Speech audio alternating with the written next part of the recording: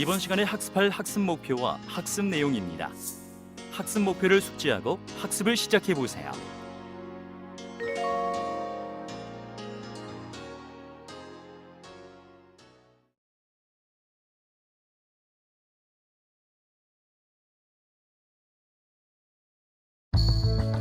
제시되는 질문에 OX로 답해 주세요.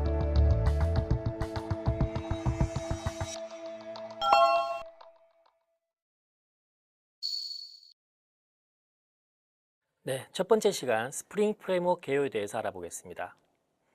자, 스프링은 현재 가장 많이 쓰이는 자바의 사실상 표준 프레임워크이라고 볼 수가 있습니다. 이 스프링 프레임워크는 이 2002년으로 역사가 시작되는데요.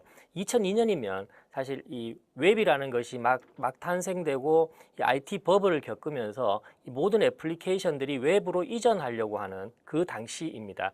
그 당시에 이 자바에서는 이 J2EE라고 하는 스펙을 내놓으면서 그 안에 EJB라는 이 컴포넌트 모델을 내놓았습니다. 그 EJB를 통해서 우리가 이제 웹 애플리케이션을 J2E 스펙대로 개발하던 시절이었는데요. 그 EJB 프레임워크가 굉장히 사실상 불편했습니다. 그 EJB 스펙을 따라야 되고, 그리고 그 스펙 자체도 굉장히 복잡했고 굉장히 무거웠습니다. 이것을 EJB 없이 우리가 이제 이 웹 애플리케이션을 개발할 수 있다, 이것을 책으로 보여준 것인데요.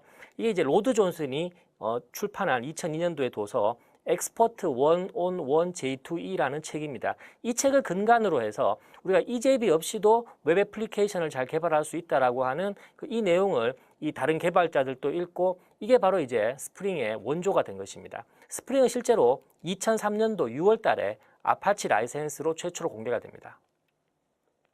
자, 이 스프링 버전을 보시면요, 2004월 달부터 이제 스프링이 본격적으로 1.0 버전이 나오고요.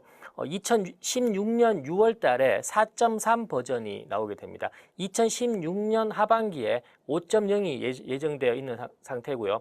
자, 이만큼 오랜 시간 이렇게 계속해서 업그레이드가 되면서 계속해서 또 인기를 끌고 있는 이런 프레임워크도 사실상 드물죠. 스프링은 그만큼 역사만큼 또 기능도 강력하고 그만큼 안정적이고 그리고 많은 레퍼런스를 보유하고 있다는 의미가 되겠습니다.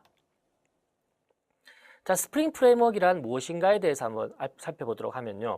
이 스프링 프레임워크의 정의라고 할 수 있는 것은 이 자바, 그리고 엔터프라이즈 개발, 그리고 오픈 소스, 그리고 라이트웨이트, 즉 경량급 애플리케이션 프레임워크, 이렇게 정의할 수가 있습니다. 하나씩 한번 단어를 쪼개보도록 하겠습니다. 먼저 어플리케이션 프레임워크라고 하는 어플리케이션 프레임워크라는 것은 특정 계측이나 기술, 업무 분야에 국한되지 않고 이 범용적으로 쓰이는 프레임워크입니다. 그래서 이 스프링 프레임워크 자체가 굉장히 범용적으로 사용되고 여러 가지 분야에서 사용되기 때문에 이 굉장히 큰 것도 사실입니다. 그 중에서 우리는 스프링 프레임워크를 잘 사용하기 위해서는 우리가 필요한 내용만을 골라서 잘 커스터마이징하고 테일러링하는 이런 작업이 스프링 프레임워크를 사용하는데 중요한 어떤 그런 내용이라고 볼 수가 있겠고요.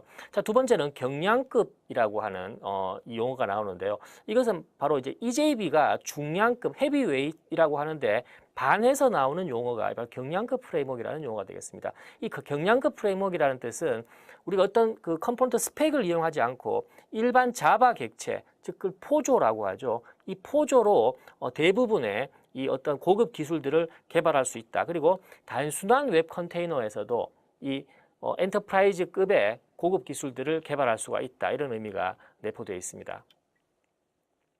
엔터프라이즈라는 용어가 계속 나오는데, 이것은 이 스프링은 엔터프라이즈를 타겟으로 하고 있죠. 그래서 뭐 단순한 프로토타입이나 가벼운 애플리케이션을 만드는 것이 아닌 이 기업용, 본격적인 이 프로덕션에 적합한 이런 애플리케이션을 만들기에 적합하게 되어 있다는 뜻이고요. 오픈 소스라는 것도, 이것은 말 그대로 오픈 소스입니다. 그리고 오픈 소스의 단점과 이런 한계를 잘 극복하고 있다고 평가를 받고 있습니다. 자, 그리고 계속해서 스프링 프레임워크에 대해서 좀 더 깊이 한번 살펴보면요. 이 스프링 프레임워크의 핵심 요소라고 하면 몇 가지가 있습니다. 그 중에서 이 첫 번째가 바로 이 컨테이너라고 하는 것을 스프링에서 제공을 합니다. 그리고 그 컨테이너는 디펜던시 인젝션을 같이 지원한다, 이렇게 얘기할 수 있는데요.